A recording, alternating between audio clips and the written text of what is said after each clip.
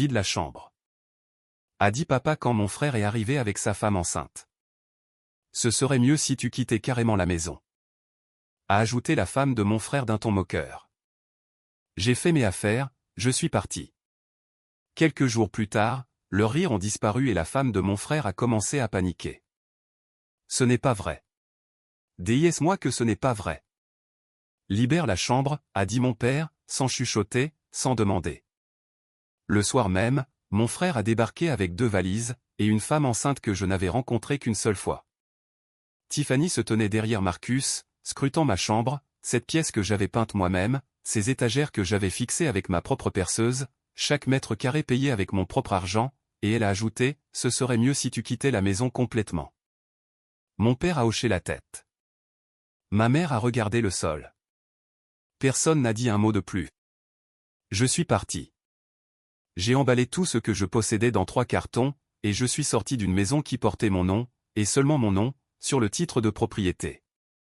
Mais ce que ma famille ignorait, ce qu'ils allaient découvrir à peine quelques jours plus tard, a poussé Tiffany à m'appeler à 23 heures, la voix tremblante, ce n'est pas vrai.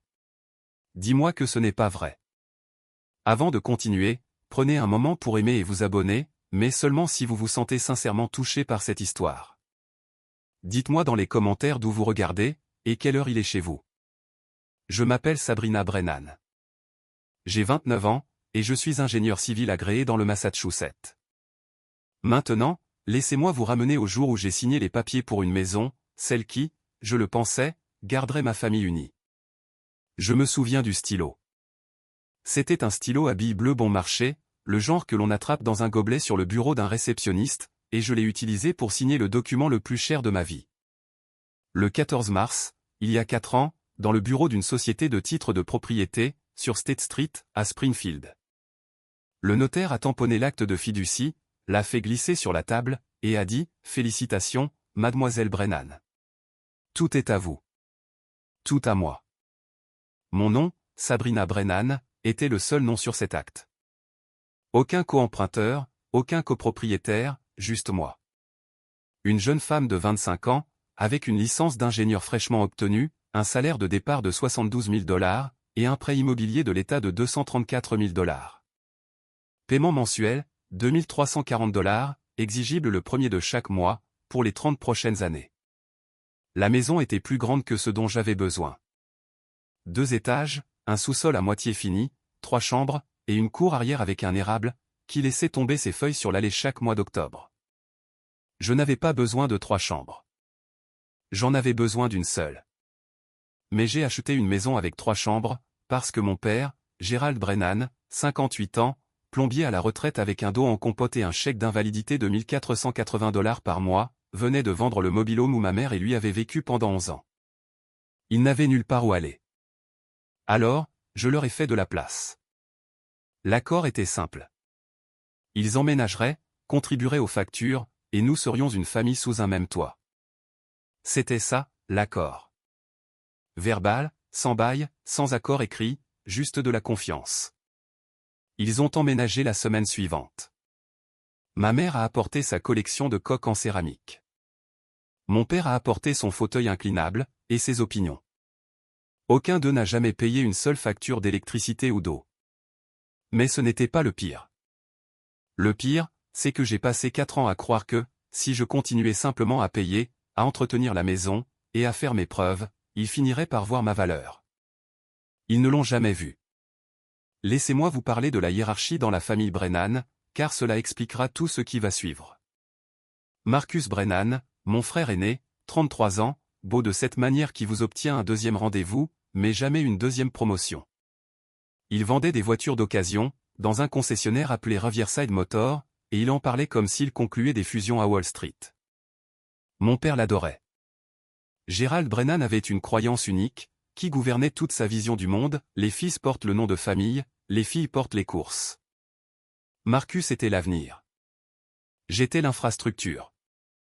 Quand Marcus a obtenu son diplôme de l'université communautaire, ce qui lui a pris 3 tentatives et un des moins en statistiques, mon père a organisé un barbecue dans le jardin. 16 personnes, des hamburgers, de la bière, et une banderole qui disait « Fier de toi, fiston », en lettres majuscules. Quand j'ai obtenu mon diplôme, avec mention, du programme d'ingénierie civile à l'université, sur la liste du doyen 7 semestres sur 8, mon père m'a envoyé un SMS. 4 mots, c'est bien, ma fille. Pas de point d'exclamation, pas de barbecue. Quand j'ai réussi l'examen d'ingénieur professionnel, une licence que moins de 25% des diplômés en ingénierie obtiennent, ma mère a dit, c'est bien, chérie. Ton frère vient d'être promu au vente senior. Vendeur senior dans un parc de voitures d'occasion, avec 38 000 $ de dette de carte de crédit. Mais Gérald ignorait cette dette. Ou peut-être qu'il le savait, et qu'il s'en moquait. Ce que je sais avec certitude, c'est qu'il prêtait discrètement de l'argent à Marcus, à partir de son chèque d'invalidité. 5 000 $ par-ci, 3 000 $ par-là. Pour ensuite se retourner, et me demander de l'aider avec les factures ce mois-ci, parce que, ma chérie, les médicaments nous ruinent. J'ai toujours dit oui, parce que c'est ce que fait l'infrastructure. Elle soutient tout, et personne ne la remarque, jusqu'à ce qu'elle disparaisse. Puis, un vendredi soir, Marcus a appelé avec une nouvelle qui a tout changé. Avant d'en arriver à cet appel, j'ai besoin que vous compreniez les chiffres, car les chiffres ne mentent pas. Et dans ma famille, ils étaient la seule chose qui ne mentait pas. Sur 4 ans, j'ai payé 48 mensualités de prêt hypothécaire, à 2 340 $ chacune. Cela représente 112 320 $, rien qu'en capital et en intérêt. En plus de cela, je couvrais la facture d'électricité, qui s'élevait en moyenne à 380 $ par mois dans le Massachusetts, où les hivers sont rudes. L'eau et les égouts coûtaient environ 90 $. L'Internet et le câble, car mon père insistait pour avoir le bouquet sportif, ajoutaient encore 200 $. Pour les courses, je complétais avec environ 150 $ par mois, car mes parents prenaient tous leurs repas à la maison, et n'ont jamais poussé un seul chariot dans un supermarché. Faites le total, cela fait 147 360 $, en étant prudente, tiré de mon salaire sur 4 ans, pour une maison où je dormais dans une seule chambre, et où je ne demandais rien à personne. J'ai aussi repeint l'extérieur 2 fois, je l'ai fait moi-même, 2 week-ends à chaque fois, perché sur une échelle à coulisses de 6 mètres.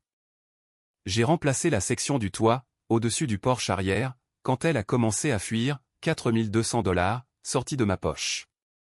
J'ai installé une unité de chauffage au sous-sol, parce que mon père se plaignait qu'il y avait des courants d'air en bas, 3 100 $. Ma voisine, Louise Beckett, 67 ans, qui vivait à côté depuis 11 ans, a tout vu. Chaque séance sur l'échelle, chaque sac de paillis. Chaque samedi matin, j'étais dehors avec une pelle à neige à 6 heures, pendant que mes parents dormaient. Louise m'a arrêté une fois, penchée par-dessus la clôture, « Ma chérie, où est ta famille, quand tu es perché sur cette échelle ?» J'ai souri et répondu, « Ils sont à l'intérieur. » C'est un peu le but. Pour qu'ils puissent être à l'aise, à l'intérieur. Louise m'a lancé un regard. Je ne le comprenais pas à l'époque. Je le comprends maintenant. C'était de la pitié. Puis, Marcus a appelé. Sabrina, je rentre à la maison, et je ne viens pas seul. La voix de Marcus avait cet éclat particulier, qu'elle ne prenait que lorsqu'il voulait quelque chose. Je l'avais déjà entendu quand il avait besoin d'un garant. J'avais dit non quand il voulait m'emprunter ma voiture pour un week-end, qui s'était transformé en 2 semaines, ou quand il me demandait de parler à papa, pour qu'il lui envoie plus d'argent. Cette fois-ci, il amenait Tiffany, sa femme depuis 8 mois, enceinte de 7 mois. Ils sont arrivés un vendredi soir, avec 2 grandes valises, 3 cartons d'affaires pour bébé, et Tiffany, qui est sortie de la voiture de Marcus, et a regardé la maison comme on évaluerait un objet lors d'une vente aux enchères. Elle avait 30 ans, travaillait à temps partiel comme réceptionniste dans un cabinet dentaire, et avait cette façon de faire sonner chaque phrase, comme si elle vous rendait service en vous parlant. Mon père était prêt. Je m'en suis rendu compte dans les 30 secondes suivant leur arrivée, car les meubles du salon avaient déjà été réarrangés, un coin dégagé, un espace créé. Gérald savait qu'il venait. Il s'était préparé, et il ne me l'avait pas dit. Mais Tiffany a jeté un coup d'œil au salon, et a secoué la tête, ça ne marchera pas. Nous avons besoin d'une vraie chambre. Je suis enceinte de 7 mois. Gérald s'est tourné vers moi. Il n'a pas demandé. Il s'est tourné. De la même manière qu'on se tournerait vers un meuble qui a besoin d'être repositionné. Libère la chambre. C'est ma chambre, papa. Je suis dans cette chambre depuis 4 ans. Et Marcus en a besoin maintenant. Il a une famille. Je suis ta famille. Tu vois ce que je veux dire. Tiffany a ajouté sa réplique.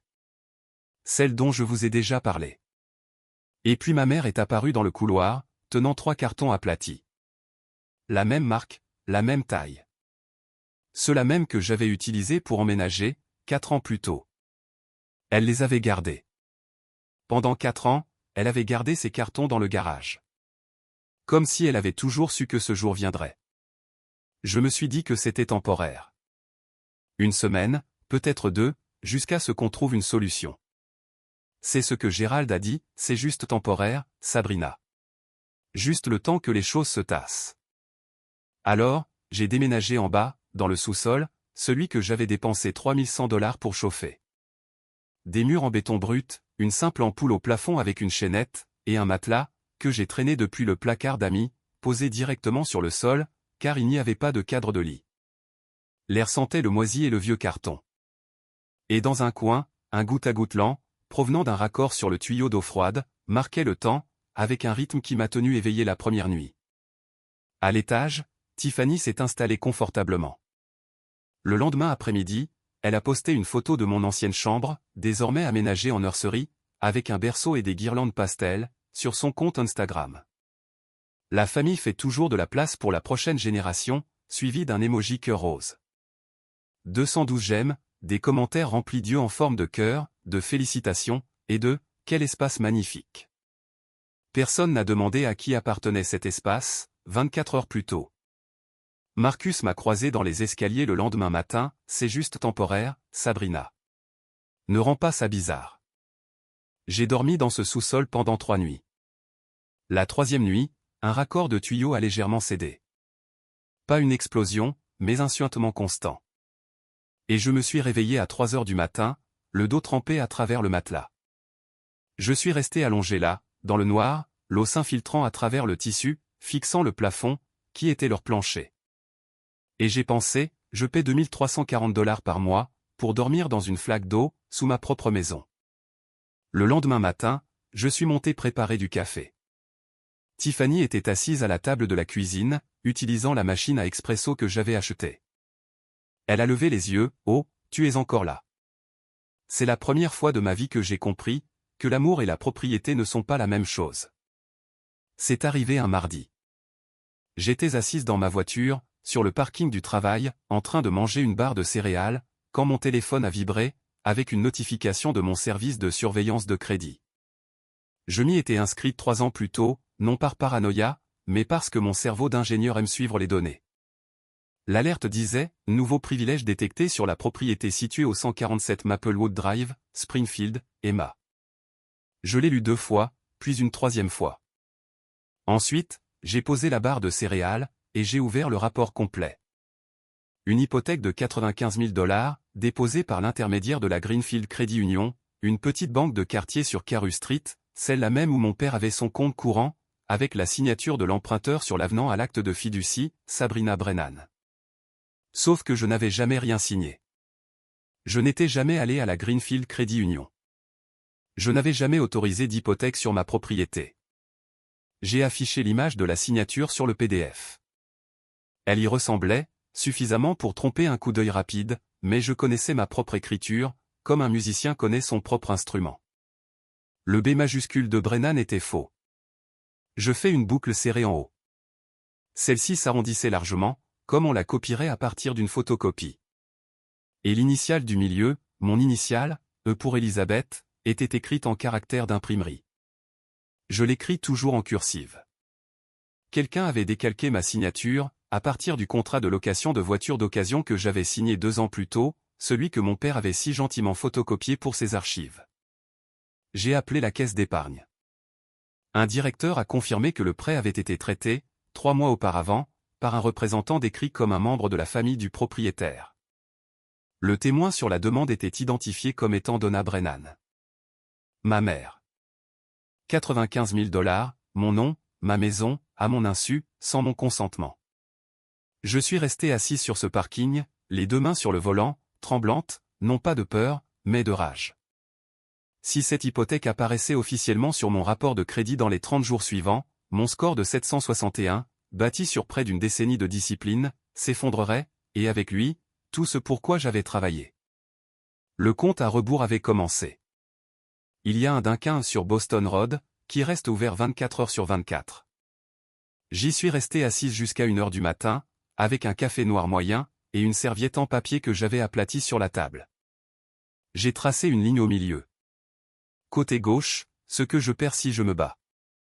Côté droit, ce que je perds si je ne le fais pas. Le côté gauche était court, mais lourd, ma relation avec mes parents, ou ce qu'il en restait, la possibilité d'être renié par la famille élargie, les cartes de vœux de tante Patrice, la poignée de main de l'oncle Ray à Thanksgiving. Et Tiffany était enceinte de 7 mois, ce qui signifiait que tout geste de ma part serait perçu comme une attaque contre une future mère. Je pouvais déjà entendre le discours que Gérald allait construire. Le côté droit était plus long, 95 000 $ de dettes frauduleuses attachées à mon nom, une cote de crédit en chute libre, la perte potentielle de ma capacité à refinancer, à emprunter, à fonctionner financièrement comme une adulte indépendante. Et la certitude mathématique absolue, que si je ne faisais rien, il recommencerait. Parce que les gens qui vous volent une fois, et qui ne subissent aucune conséquence, ne s'arrêtent pas. Ils deviennent simplement plus audacieux. J'ai regardé les 2 colonnes. Puis, j'ai froissé la serviette, et je l'ai jetée. La décision avait déjà été prise, au moment même où j'ai vu cette signature falsifiée. J'avais juste besoin de la serviette pour le confirmer. Le lendemain matin, j'ai appelé Rita Callaway. C'était une avocate spécialisée en droit immobilier à Springfield, avec 17 ans de pratique, experte dans les litiges fonciers. La mère d'un collègue la connaissait. J'ai tout raconté à Rita. Elle a écouté sans m'interrompre, pendant 6 minutes d'affilée. Puis elle a dit, « Sabrina, ce que votre père a fait, c'est de la contrefaçon.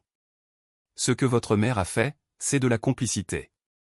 Ce que Marcus a fait, c'est de la fraude. J'ai besoin que vous ne disiez pas un seul mot à qui que ce soit de votre famille, jusqu'à ce que nous ayons tout documenté. » Pour la première fois en 4 ans, je ne payais pas des factures pour garder une famille unie. Je payais une avocate pour rester entière. Rita a travaillé vite. En 48 heures, elle avait déposé une demande officielle, en vertu de mes droits en tant que propriétaire, pour obtenir chaque document lié à cette hypothèque. La Greenfield Credit Union était obligée de s'y conformer, et ils l'ont fait, à contre-cœur, mais ils l'ont fait. Le dossier est arrivé au bureau de Rita un jeudi après-midi. J'y suis allé directement après le travail, et nous avons étalé les pages sur sa table de conférence, comme des preuves sur une scène de crime. Parce que c'est exactement ce que c'était. L'avenant à l'acte de fiducie falsifié, ma signature, ou plutôt la version que quelqu'un avait décalquée de ce bail automobile, au bas de la page 4. Le nom de ma mère en tant que témoin sur la page 5, de son écriture reconnaissable entre mille. Donna Brennan, écrit avec le même stylo à encre verte qu'elle utilisait depuis 20 ans. Ensuite, les relevés de transactions. Rita les avait surlignés en jaune. 38 000 $ transférés directement vers un compte de carte de crédit, enregistré au nom de Marcus G. Brennan. La totalité de son solde impayé effacé, en un seul virement. 22 000 $ pour Riverside Motor, comme à compte pour un véhicule. 15 000 $ retirés en espèces par Donna Brennan, lors de 3 visites distinctes. Étage 20 000 $ qui reposait, intact, sur le compte d'épargne personnel de Gerald Brennan, une caisse noire, un matelas de retraite construit sur mon nom. 95 000 $ distribués comme des cadeaux de Noël, pendant que je dormais sur un matelas mouillé au sous-sol. Rita m'a regardé par-dessus ses lunettes de lecture, il pensait être malin, mais les gens malins ne falsifient pas des documents pour une propriété qu'ils ne possèdent pas, auprès d'une banque qui conserve des archives numériques de tout. Elle m'a aussi dit quelque chose que je n'avais pas envisagé. L'agent de crédit qui avait traité la demande, un homme nommé Derek Gain, avait contourné le protocole standard de vérification d'identité, aucune confirmation en personne, aucun appel vidéo, juste la parole de Gérald, et une signature photocopiée. Nous en avons plus qu'assez, a dit Rita. Maintenant, quand voulez-vous agir? Jour 12. C'est le temps qu'il m'a fallu, du moment où j'ai découvert l'hypothèque frauduleuse, au moment où je suis sorti du 147 Maplewood Drive, avec 3 cartons, un sac de sport, et un plan. J'avais signé un bail 3 jours plus tôt, pour un studio à 8 minutes de là, de 80 mètres carrés, propre, calme, pour 1 100 $ par mois. Je l'ai signé avec le même stylo que j'utilisais pour mes paiements hypothécaires. Et pour la première fois, j'avais l'impression que l'argent allait quelque part qui m'appartenait vraiment. Faire mes bagages m'a pris moins de 2 heures. 4 années dans cette maison, et toute ma vie tenait dans 3 cartons et un sac. Des vêtements, mon ordinateur portable, ma licence d'ingénieur dans son cadre, la petite boîte à outils que j'avais utilisée pour tout réparer, du robinet de la cuisine à la rambarde du Porsche. Et une photo de ma grand-mère, Hélène, que je gardais sur ma table de chevet. Avant de partir, j'ai posé une enveloppe blanche sur la table de la cuisine. À l'intérieur, une photocopie de l'acte de fiducie, mon nom surligné, et une simple note manuscrite, sur une feuille de papier, « Cette maison est à moi. Le prêt est à moi. » Tout le reste est sur le point de changer. Je suis parti en voiture à 18h15. L'érable, dans la cour d'entrée, commençait à se colorer. Les premières touches d'orange se glissaient parmi le verre. Je n'ai pas regardé en arrière. Gérald a trouvé l'enveloppe à 19h. Donna m'a raconté plus tard ce qui s'était passé. Il l'a ouverte, a lu la copie de l'acte, a lu la note, et a déchiré le papier en deux. Puis il a dit, « Elle bluffe. » Il ne savait pas que la copie de l'acte n'était qu'une copie. L'original était verrouillé dans un coffre-fort de ma banque, avec chaque document que Rita avait certifié. Il a déchiré une photocopie, et il a cru qu'il avait gagné. Je l'ai laissé le croire. Il lui restait 18 jours. La première semaine après mon départ, la famille Brennan s'est installée dans ma maison, comme s'ils en avaient hérité. Tiffany a posté une story Instagram depuis le salon, « Enfin, une maison où l'on se sent chez soi. » 187 vues. Elle avait réarrangé les meubles, accroché une couronne sur la porte d'entrée, et placé un paillasson de bienvenue sur le seuil, que j'avais payé. Marcus a tondu la pelouse, pour ce qui était, j'en suis presque certaine, la première fois de sa vie, et a posté un selfie avec la légende « Le devoir de papa commence tôt ». Gérald contrôlait l'histoire, de la même façon qu'il contrôlait tout le reste, avec assurance et sans aucune preuve. Il a appelé l'oncle Ray. Il a appelé la tante Patrice. Il a appelé sa propre mère, Hélène. Sa version des faits, telle que je l'ai reconstituée plus tard à partir de multiples sources, ressemblait à ceci, Sabrina a déménagé. Elle voulait son propre espace. C'est une fille très indépendante. Aucune mention du sous-sol. Aucune mention de l'expulsion de ma propre chambre. Aucune mention du prêt frauduleux, juste un père fier, dont la fille capable avait décidé de voler de ses propres ailes. Ma mère m'a appelé une fois cette semaine-là, non pas pour demander comment j'allais, ni pour dire que je lui manquais. Elle a appelé pour demander, « As-tu payé la facture d'électricité avant de partir ?» Gérald dit que les lumières ont vacillé. J'ai laissé cette phrase flotter dans le silence, pendant 3 bonnes secondes, avant de répondre. Pendant ce temps, Rita et moi avancions sur notre liste.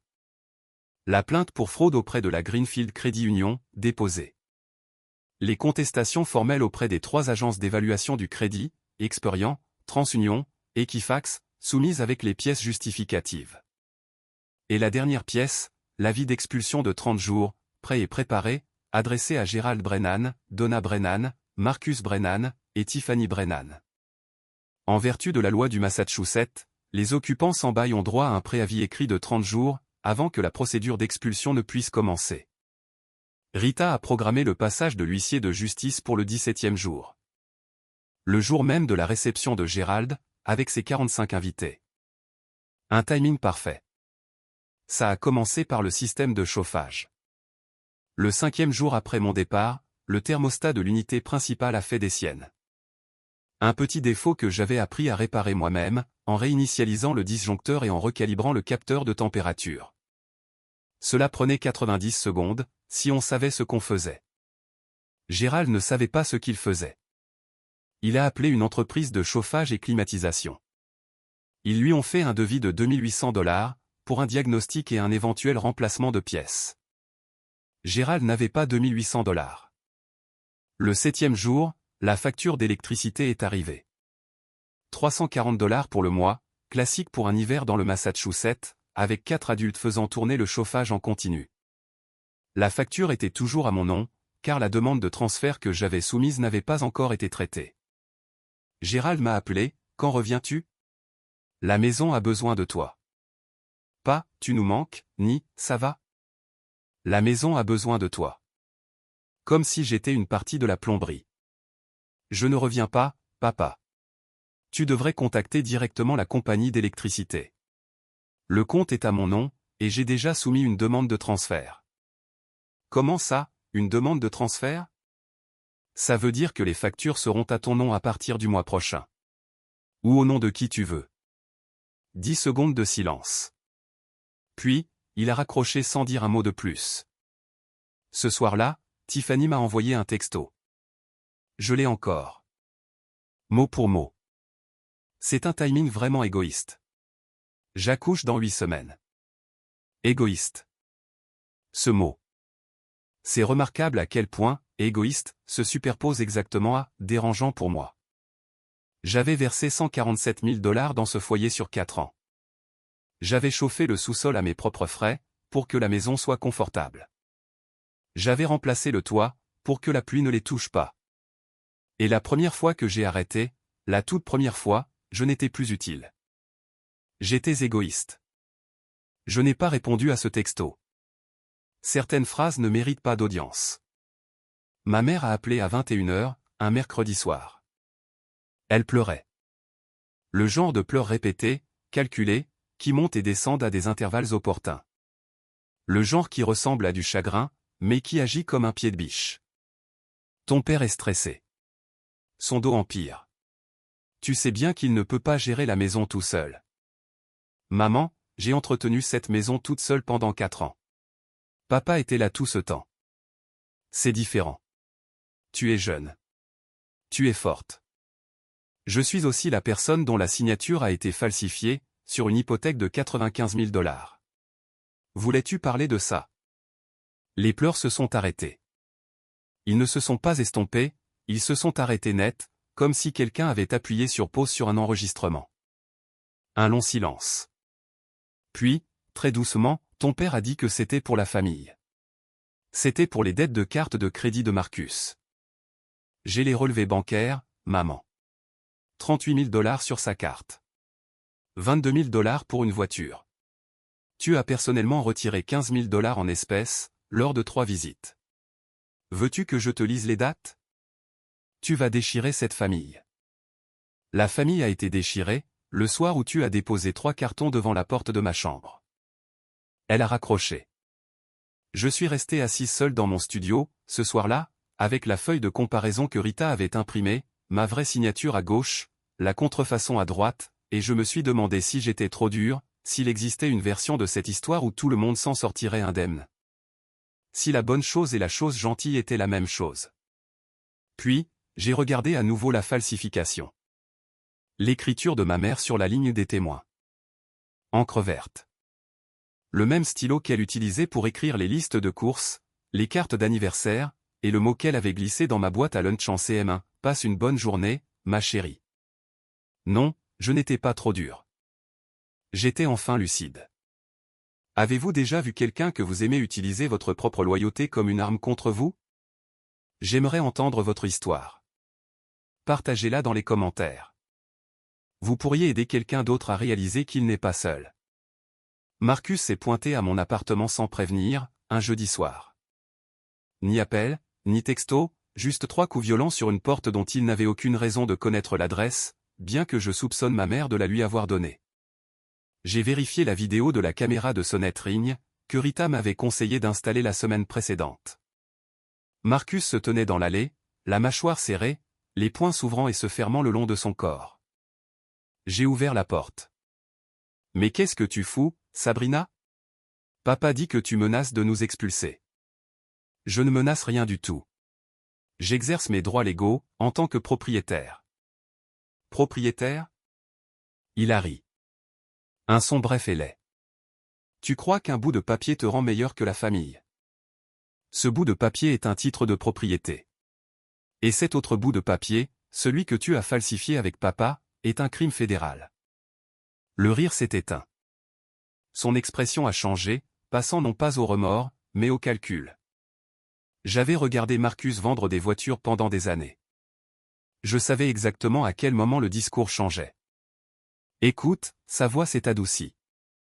On peut s'arranger. Tiffany accouche dans 8 semaines. Tu ne peux pas lui faire ça. Je ne fais rien à Tiffany. Je défais ce qui m'a été fait. Si tu vas jusqu'au bout, tu ne verras jamais ta nièce ou ton neveu. Les mots ont frappé, mais ils n'ont pas eu l'effet qu'il espérait. Il utilisait un enfant à naître, comme monnaie d'échange. De la même manière que Gérald utilisait la famille comme justification pour voler. C'est ton choix, Marcus, pas le mien. Il est parti, en claquant la porte assez fort pour faire trembler l'encadrement. La caméra Ring avait tout capturé. Son visage, sa voix, sa menace, l'heure exacte. 19h42. Rita aurait la vidéo dès le lendemain matin. Certaines personnes construisent des murs avec des briques. Je construisais les miens avec des preuves. Gérald Brennan n'était peut-être pas doué avec l'argent, mais il était magistral avec un téléphone. Dans les 48 heures suivant la visite de Marcus, mon père avait appelé chaque branche de l'arbre généalogique. L'oncle Ray à Chicopee, la tante Patrice à Holyoke, ma grand-mère Hélène, 82 ans, dans son appartement en résidence pour personnes âgées à Northampton. Des cousins à qui je n'avais pas parlé depuis un Thanksgiving, 3 ans auparavant. Il les a tous appelés, et il leur a tous raconté la même histoire, Sabrina a abandonné sa famille. Sabrina menace de mettre sa belle-sœur enceinte à la rue. Sabrina a changé. Les messages ont commencé à arriver, comme une attaque coordonnée.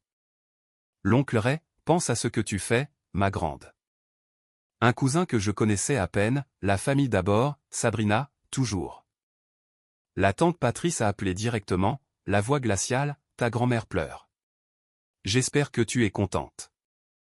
J'ai essayé d'expliquer à Patrice pour l'hypothèque falsifiée, les 95 000 $, les relevés bancaires, la signature qui n'était pas la mienne.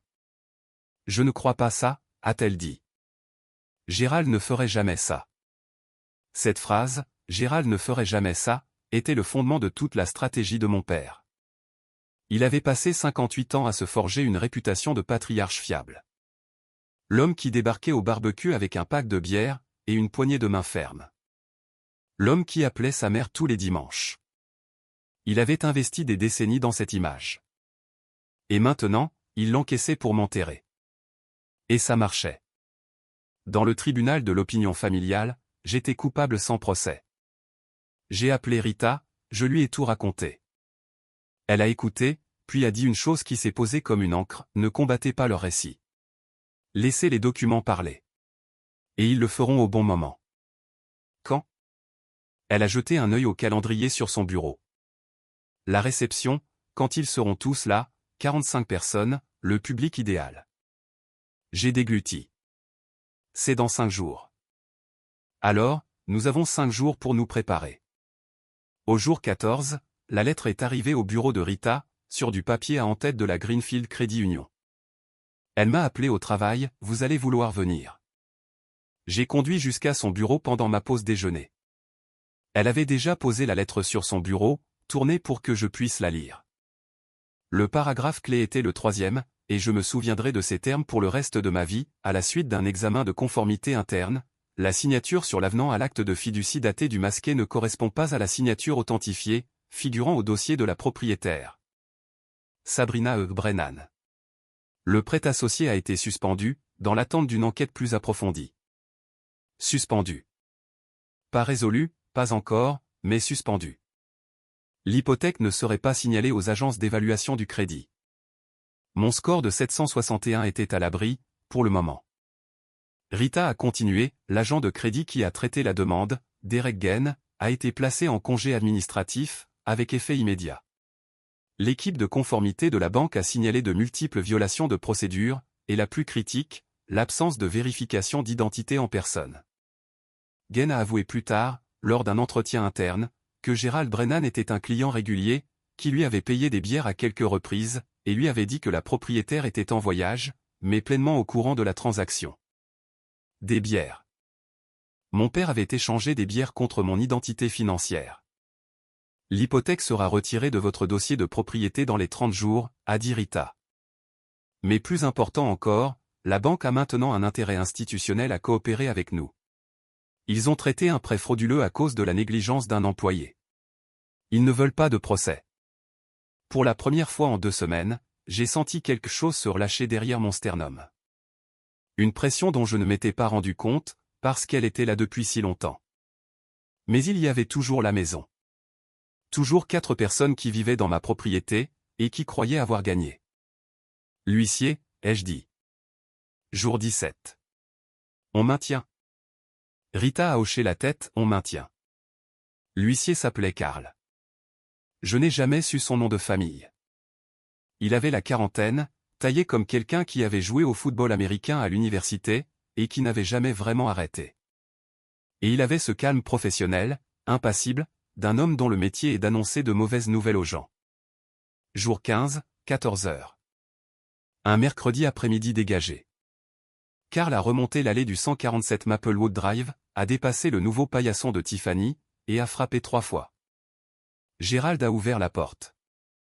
Karl lui a remis l'avis d'expulsion, un préavis officiel de 30 jours, émis par la propriétaire, c'est-à-dire moi, conformément aux lois générales du Massachusetts, chapitre 186, section 12. Le document nommait les 4 occupants, Gerald Brennan, Donna Brennan, Marcus Brennan, et Tiffany Brennan. Il stipulait, dans un jargon juridique clair, qu'ils avaient 30 jours pour libérer les lieux, ou s'exposer à une procédure d'expulsion officielle, via le tribunal du logement de Springfield. Selon la déclaration sous serment de l'huissier, que j'ai reçue ce soir-là, Gérald a lu la première page, a levé les yeux, l'a relue, et n'a rien dit. La mention disait, le destinataire est apparu visiblement ébranlé. Document signifié avec succès à 14h07. Gérald m'a appelé 11 minutes plus tard. Pour la première fois de ma vie, sa voix n'était pas autoritaire. Elle était brisée. Tu nous expulses, tes propres parents. Tu as falsifié ma signature sur un prêt de 95 000 $, papa. La banque l'a confirmé. Vous avez 30 jours. Je l'ai fait pour la famille. Tu l'as fait pour les dettes de carte de crédit de Marcus. J'ai les relevés de transactions. Chaque dollar, chaque dépôt, chaque retrait d'espèces que maman a fait. Espèce d'ingrate. Il n'a pas terminé sa phrase. Il a raccroché. Marcus a appelé 4 minutes plus tard, en hurlant déjà. Tu es folle. Tiffany accouche dans 6 semaines. Où sommes-nous censés aller? Ce n'est plus à moi de résoudre vos problèmes, Marcus. Il est resté 2 jours avant la réception de Gérald. 45 invitations envoyées, le traiteur commandé, des chaises de location installées dans le jardin. Il n'a rien annulé, a-t-il dit à Donna. Nous allons leur montrer que nous sommes toujours une famille. C'est Sabrina qui est partie. Il croyait encore qu'il contrôlait l'histoire. Dimanche, 13h. L'érable dans la cour avant du 147 Maplewood Drive était devenu complètement orange, et en dessous, Gerald Brennan avait installé des tables pliantes, un buffet traiteur d'une épicerie locale, des ballons à l'hélium rose et blanc, et 45 chaises alignées avec soin. Comme une congrégation attendant un sermon. L'événement était présenté comme « Bienvenue au bébé Brennan », une célébration de l'enfant à naître de Marcus et Tiffany, le premier petit enfant de la lignée Brennan. Gérald avait envoyé des rappels par texto la veille. Donna avait préparé un gâteau au citron. Tiffany portait une nouvelle robe de maternité lavande, et était assise dans une chaise rembourrée, en bout de table principale, comme une invitée d'honneur à un banquet. La foule est arrivée au cours de la première heure. L'oncle Ray, en short kaki et polo, se tenait près du barbecue. La tante Patrice, tenant un cadeau emballé, les lèvres pincées. La grand-mère Hélène, 82 ans, assise dans une chaise de jardin rembourrée, que quelqu'un avait apportée spécialement pour elle. Des voisins de Maplewood Drive, dont Louise Beckett, qui se tenait au bord du jardin avec un verre de limonade, et un visage qui disait clairement qu'elle était là pour observer, pas pour célébrer. Des collègues de Riverside Motor, des amis de Tiffany du cabinet dentaire, des cousins éloignés, quelques personnes que je n'arrivais pas à situer. Gérald se tenait au centre de tout cela, sa chemise habillée rentrée dans son pantalon, les manches retroussées une fois au poignet. Il a levé un gobelet en plastique rempli de limonade, et a apporté un toast. La famille Brennan s'agrandit. Cette maison, ce foyer, a toujours été une question de famille. 45 personnes ont applaudi. Tiffany rayonnait. Marcus a passé un bras autour d'elle. Donna souriait derrière la table des gâteaux, en arrangeant les assiettes. Personne ne m'a mentionné. Gérald avait dit à tous ceux qui le demandaient que je n'avais pas pu venir, que je traversais une période difficile. Louise Beckett a pris une petite gorgée de sa limonade, et n'a rien dit. Il était 13h15. J'étais à 8 minutes de là, assise dans ma voiture, avec une chemise cartonnée sur le siège passager, et des battements de cœur que je pouvais sentir jusque dans ma gorge. Je me suis garé dans la rue, à 2 maisons de là, et j'ai vérifié mon reflet dans le rétroviseur, blazer gris, pantalon noir, chemisier blanc, la même tenue que je portais pour les réunions de revue de projet au travail. Les cheveux tirés en un chignon bas, un maquillage minimal.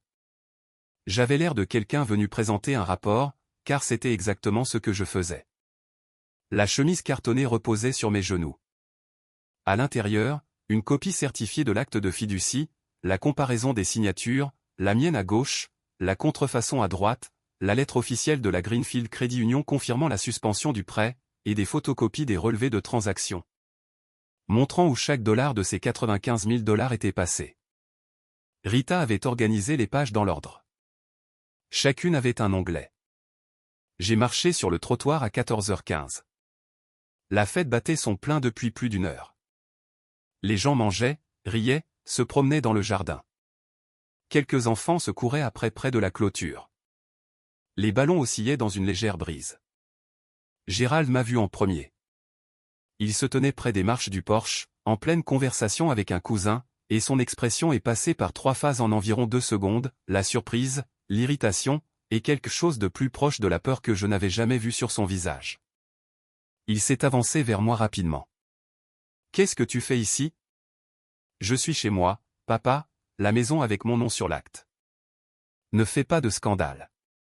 Je ne suis pas celle qui a falsifié la signature de quelqu'un sur une demande de prêt. » Sa main s'est refermée sur mon bras, juste au-dessus du coude. Pas assez fort pour faire un bleu, mais assez fort pour me guider. Baisse d'un ton. Une voix a retenti derrière nous, claire et ferme. « Gérald, lâche le bras de cette fille. » Louise Beckett, debout à 2 mètres de là, sa limonade toujours en main, l'expression aussi inébranlable que du béton coulé. Gérald a lâché prise. Quelques têtes se sont tournées, puis quelques autres. Tiffany est apparue dans l'embrasure de la porte, un sac cadeau de la fête prénatale toujours en main. Elle m'a vu, et son visage s'est vidé de ses couleurs. Pourquoi est-elle ici ? 45 personnes nous regardaient maintenant. Je me tenais sur le porche, surélevé de 3 marches par rapport au jardin, bien en vue de chaque invité, et je n'ai pas élevé la voix. Je n'en avais pas besoin. Le silence porte plus loin que les cris, quand le public écoute déjà. On a dit à la plupart d'entre vous que j'avais déménagé parce que je voulais mon propre espace. Ce n'est pas ce qui s'est passé. J'ai ouvert la chemise cartonnée. Cette maison est à mon nom, et seulement à mon nom. Je l'ai achetée il y a 4 ans, avec un prêt immobilier de l'État. J'ai payé chaque mensualité de l'hypothèque, 2 340 $ par mois, pendant 48 mois, soit 112 320 $ au total. Mes parents n'ont contribué à rien. Gérald a fait un pas en avant. Sabrina, arrête ça. Il y a 3 semaines, j'ai découvert que mon père, avec ma mère comme témoin, avait falsifié ma signature sur une demande de prêt de 95 000 $, auprès de la Greenfield Credit Union. J'ai brandi la comparaison des signatures. Voici ma vraie signature. J'ai montré la colonne de gauche. Et voici celle sur l'hypothèque. J'ai pointé la droite.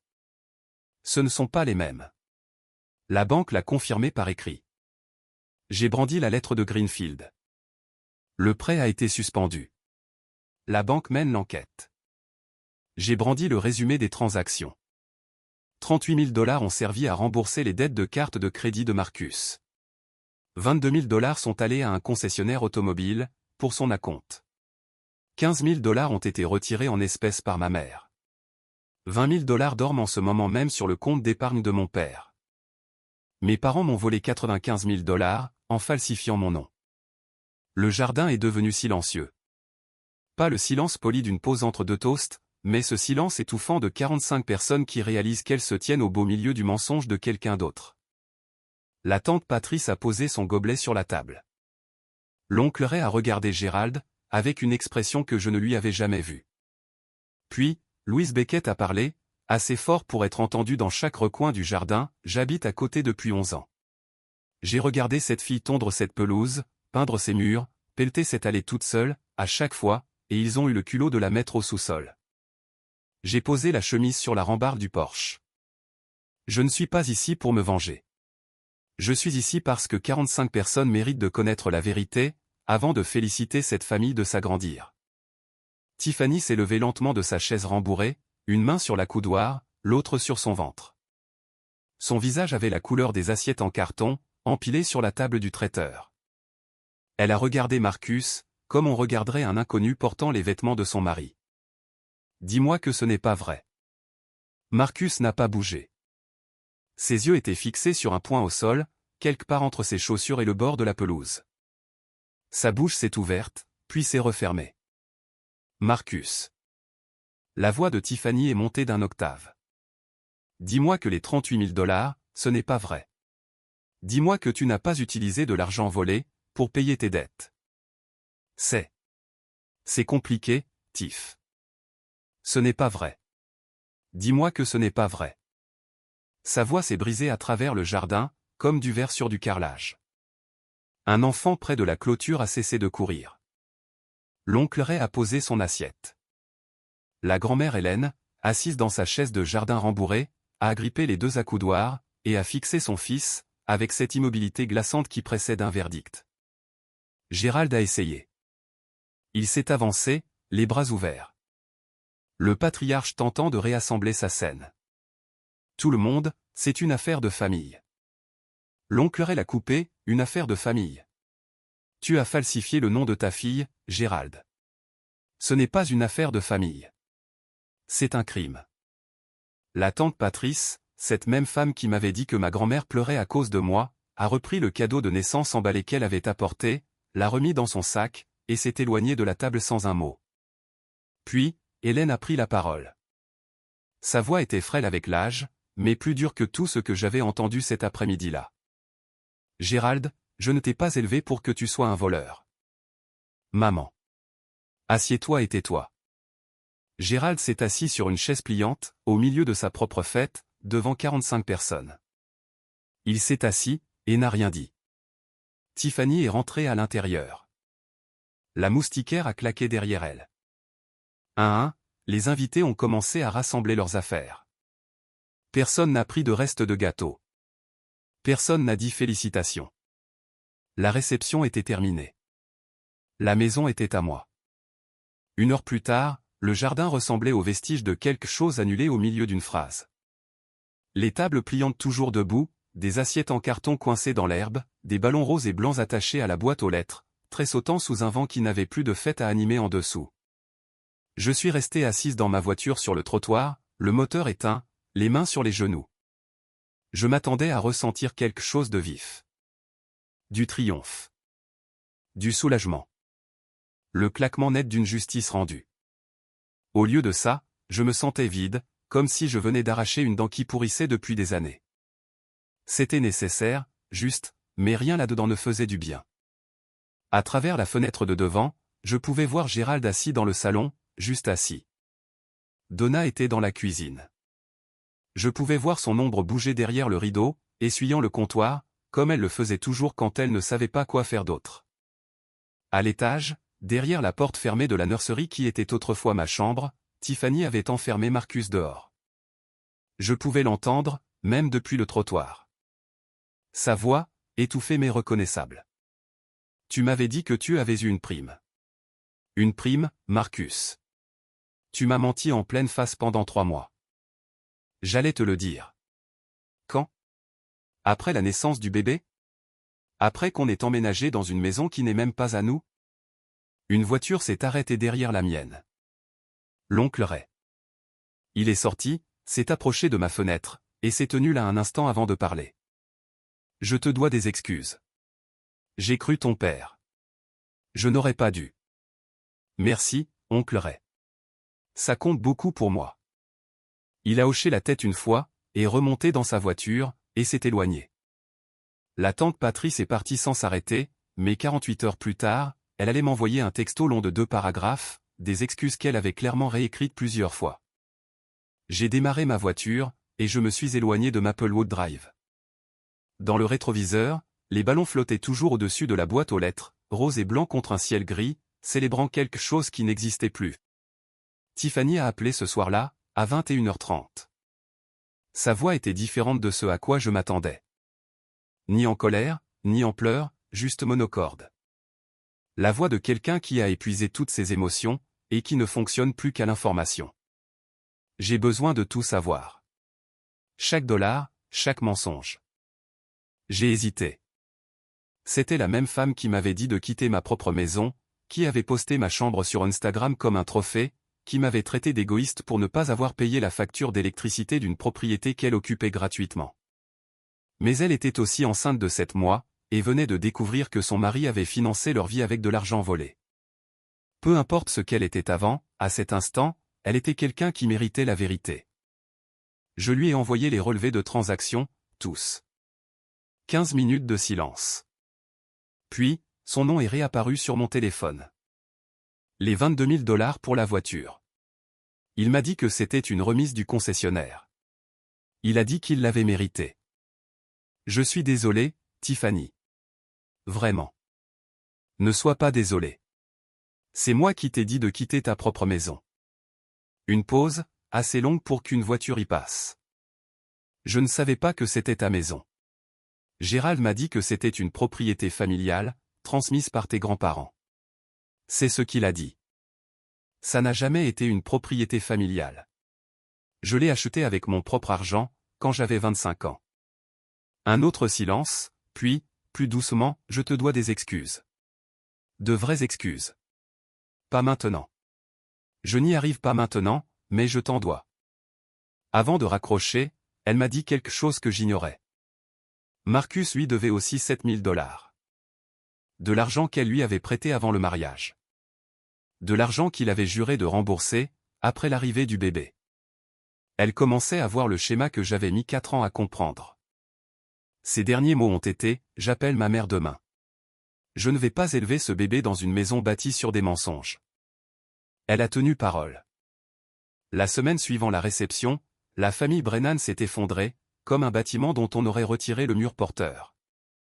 Et je suis bien placé pour le savoir. Je suis ingénieur. Je sais exactement ce qui se passe quand on enlève ce qui soutenait tout l'édifice. Tiffany a déménagé chez sa mère à Worcester, à 1h30 à l'est.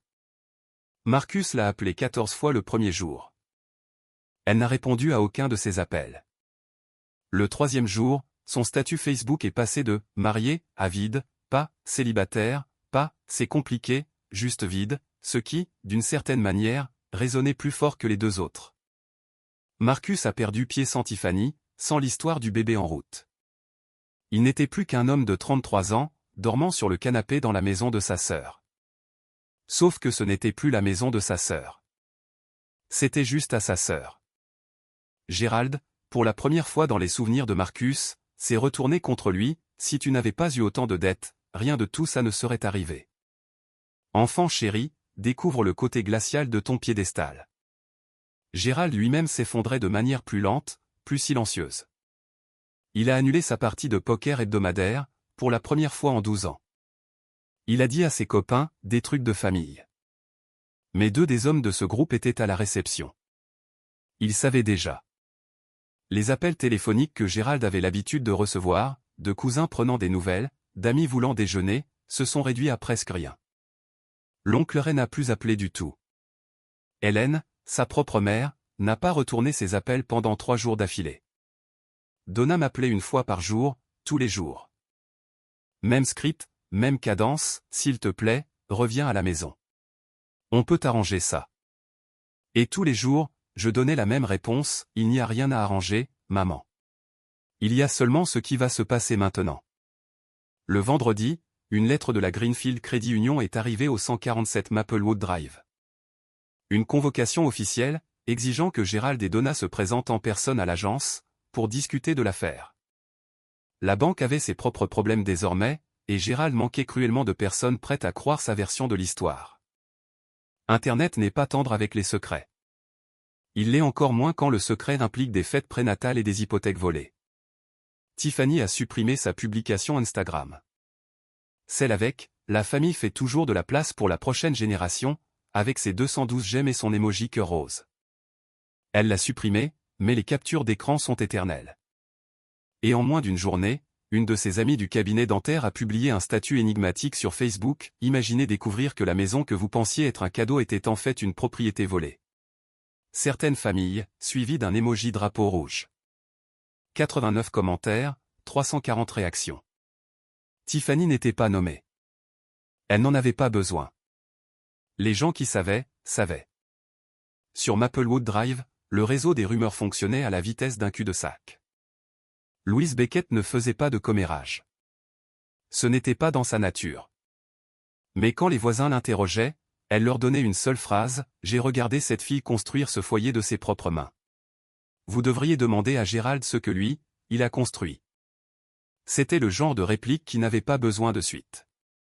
Les gens devinaient le reste par eux-mêmes. Chez Riverside Motor, les collègues de Marcus avaient été à la réception, 2 d'entre eux. Ils avaient vu les documents, entendu Tiffany crier, vu Gérald se faire asseoir par sa propre mère. L'un d'eux a demandé à Marcus, le lundi matin, « Et, ce n'était pas la maison de ta sœur, en fait ?» Marcus n'a pas répondu. Il a demandé 3 jours de congé personnel. Son responsable les a approuvés sans poser de questions. Certains silences sont plus forts que des explications. La tante Patrice m'a envoyé un texto le 2e mardi. Il était plus long que ce à quoi je m'attendais, et plus honnête que ce que je méritais, de la part de quelqu'un qui m'avait dit que ma grand-mère pleurait à cause de moi. Sabrina, je suis désolé. J'aurais dû t'écouter avant de te juger. Je me suis toujours demandé comment Marcus avait pu se payer cette nouvelle voiture. Maintenant je sais. J'espère que tu pourras me pardonner avec le temps. Je n'ai pas répondu tout de suite, mais j'ai sauvegardé le message. Certaines excuses ont besoin de reposer, avant que l'on sache quel est leur poids. Jour 30. L'avis d'expulsion a expiré un mardi matin. Pas de prolongation, pas de négociation, pas d'appel de dernière minute qui ait changé quoi que ce soit. Rita a envoyé une dernière lettre formelle à la maison. Si tous les occupants n'avaient pas quitté les lieux d'ici la fin de la journée, nous déposerions une demande d'expulsion judiciaire auprès du tribunal du logement de Springfield. La lettre était adressée à Gérald. Elle est arrivée par courrier recommandé. Il a signé pour la recevoir. Cette signature-là, au moins, était la sienne. Gérald m'a appelé cet après-midi-là. Sa voix était différente. Ni en colère, ni autoritaire, ni même la version brisée d'il y a quelques semaines. Elle était monocorde, épuisée. La voix d'un homme qui n'a plus personne à blâmer, et qui n'a pas encore appris à se regarder dans un miroir. Où sommes-nous censés aller, Sabrina? Je me suis déjà renseigné pour vous. Il y a 2 appartements disponibles sur M Street. À $1,200 et $1,400 par mois. Ton chèque d'invalidité couvre le loyer. Maman peut postuler pour un travail à temps partiel. C'est votre point de départ. Silence. Je ne te mets pas à la rue avec rien, papa. Je te dis que tu ne peux pas vivre dans une maison que tu m'as volée. Il y a une différence. Je n'ai pas volé. Si, tu l'as fait. Plus de silence ensuite. D'accord. C'était ça. Un seul mot. Le mot le plus court, et le plus lourd, qu'il m'ait jamais adressé. Donna a commencé à faire les cartons le lendemain matin. Gérald est resté assis dans son fauteuil inclinable, et a regardé. Marcus, qui avait déjà emménagé chez un ami 2 semaines plus tôt, est passé récupérer ses dernières affaires. Il a porté 2 cartons jusqu'à sa voiture, sans croiser le regard de personne. Jour 33. Gérald et Donna ont emménagé dans l'appartement à $1,200 sur M Street. Une chambre, au rez-de-chaussée, une fraction de l'espace qu'ils avaient occupé gratuitement dans ma maison. Gérald n'a pas dit un mot, en tournant la clé dans la serrure pour la dernière fois. Donna s'est attardée à la porte d'entrée, a jeté un dernier regard à la maison, puis m'a regardé, debout près de ma voiture. Elle a hoché la tête, un petit mouvement lent, et a marché jusqu'au côté passager du pick-up de Gérald. J'avais tendu à mon père 2 annonces d'appartement, parce que je ne pouvais pas le laisser avec rien. Même après tout ça, je ne pouvais pas être ce que lui avait été pour moi. Les suites juridiques ont été plus calmes que les suites personnelles, mais tout aussi définitives. La Greenfield Credit Union a terminé son enquête interne, 6 semaines après la réception. Le résultat, le prêt de 95 000 $ a été annulé dans sa totalité. L'hypothèque sur le 147 Maplewood Drive a été retirée de tous les registres de propriété. L'entrée frauduleuse dans mon dossier de crédit a été effacée, suite aux contestations officielles auprès d'Experian, TransUnion et Equifax. Mon score, qui n'avait en réalité jamais baissé grâce à l'action préventive de Rita, est passé de 761 à 774, une fois le retrait de l'hypothèque pris en compte. Derek Gain, l'agent de crédit qui avait traité la demande sur la parole de Gérald et quelques bières, a été licencié. La banque m'a envoyé une lettre d'excuse officielle, et m'a offert une compensation de bonne volonté de 5 000 $. J'ai refusé l'argent. À la place, j'ai demandé un engagement écrit, garantissant que Greenfield mettrait en place une vérification d'identité en personne obligatoire, pour toutes les futures demandes de prêt hypothécaire. Ils ont accepté. Rita a fait notarier cet engagement. La question la plus difficile est arrivée ensuite. Les poursuites pénales. Rita m'a exposé les choses clairement. Ce que Gérald et Donna avaient fait, falsifier une signature sur un instrument financier, constituer une contrefaçon, en vertu des lois générales du Massachusetts, chapitre 267, section 1. Ce que Marcus avait fait, recevoir sciemment les bénéfices de cette fraude, était une escroquerie. J'avais le droit de déposer une plainte au pénal. J'ai choisi de ne pas le faire, non pas parce qu'il ne le méritait pas, mais parce que je ne voulais pas passer 2 ans dans des salles d'audience, à revivre la pire chose que ma famille m'ait jamais faite. J'avais déjà gagné. J'avais récupéré ma maison, mon crédit, et mon nom. Je n'avais pas besoin d'une condamnation pour savoir que j'avais raison.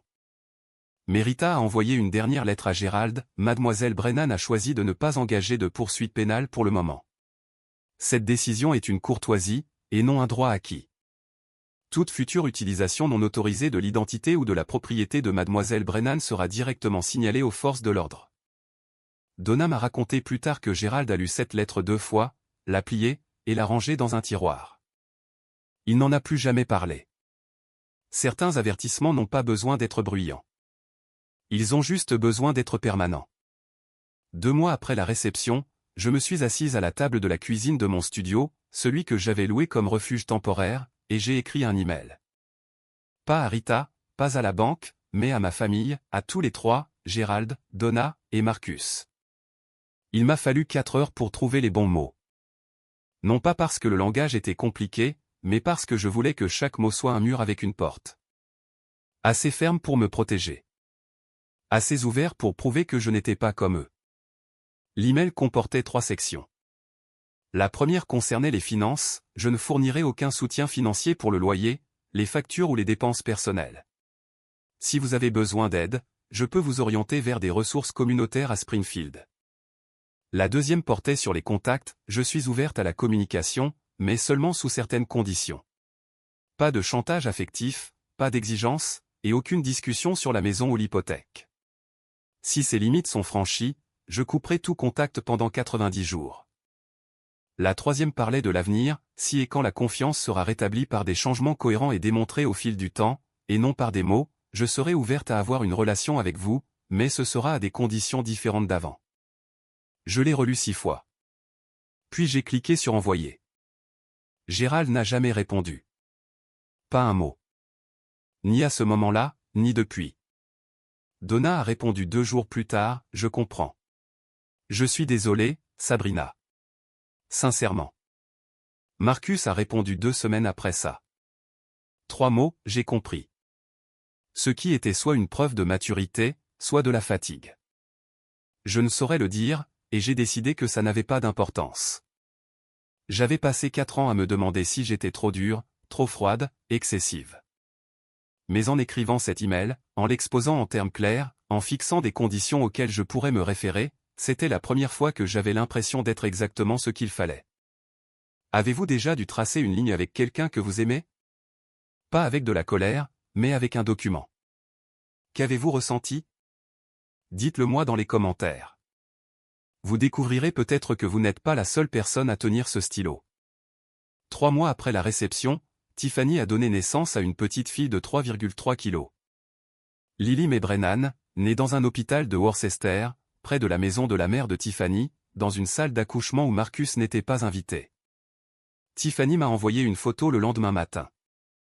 Un minuscule visage enveloppé dans une couverture blanche, les yeux fermés, un poing miniature replié contre sa joue. Sous la photo, un message plus long que tous ceux que Tiffany m'avait jamais envoyés: « Sabrina, je t'ai dit des choses horribles, dans une maison qui n'a jamais été la mienne. J'avais tort. On m'a dit des choses qui n'étaient pas vraies, et j'ai choisi d'y croire parce que c'était plus facile. C'est de ma faute. Tu ne me dois rien. Mais si un jour tu veux rencontrer Lily, elle a tes yeux, figure-toi. La porte est ouverte. Pas de pression, pas de délai. » J'ai regardé cette photo pendant un long moment. Puis j'ai pleuré. Pour la première fois depuis que j'avais quitté Maplewood Drive, j'ai pleuré. Ni de tristesse, ni de colère, mais avec ce soulagement particulier, de sentir quelque chose se desserrer dans votre poitrine, que vous aviez oublié être serré. J'ai répondu: « Merci, Tiffany. Ça me touche plus que tu ne le penses. J'aimerais rencontrer Lily quand le moment sera venu. » Tiffany avait déposé une demande de séparation au tribunal des successions du comté de Worcester. Elle ne retournerait pas avec Marcus. Elle m'a dit plus tard, lors d'une conversation que je ne m'attendais pas à avoir, que les $7 000 qu'il lui devait encore étaient la plus petite de ses dettes. Marcus m'a appelé une fois après la naissance de Lily. Il m'a demandé s'il pouvait m'amener le bébé un de ces jours. J'ai dit oui, mais dans un café en ville, pas chez moi. Un espace public, un terrain neutre, une limite que je n'avais pas besoin d'expliquer. Et il n'a pas insisté. Le pardon n'est pas un interrupteur. C'est un robinet. Et c'est moi qui en contrôle le débit. 6 mois après la réception, j'ai réemménagé au 147 Maplewood Drive. Ma maison, mon nom sur l'acte, ma main sur la poignée, ma clé dans la serrure. J'ai repeint chaque pièce, avec de nouvelles couleurs, non pas pour tout effacer, mais parce que j'avais gagné le droit de choisir. Un gris doux dans la chambre, un blanc chaud dans la cuisine. Le sous-sol a eu droit à un vrai plancher, un pare-vapeur, et un éclairage encastré. Je ne voulais plus jamais voir ce béton brut. Louise Beckett est passée le premier après-midi, avec un plan de lavande en pot, l'a posé sur la rambarde du porche, m'a serré la main, et a dit « Bienvenue chez toi, ma chérie. » Pour de vrai, cette fois. Au travail, la promotion que je visais a fini par arriver. Ingénieur de projet senior. Salaire de $104 000 par an. J'ai signé la lettre d'embauche au même bureau, là où j'avais vu pour la première fois l'alerte de surveillance de crédit, qui avait tout déclenché.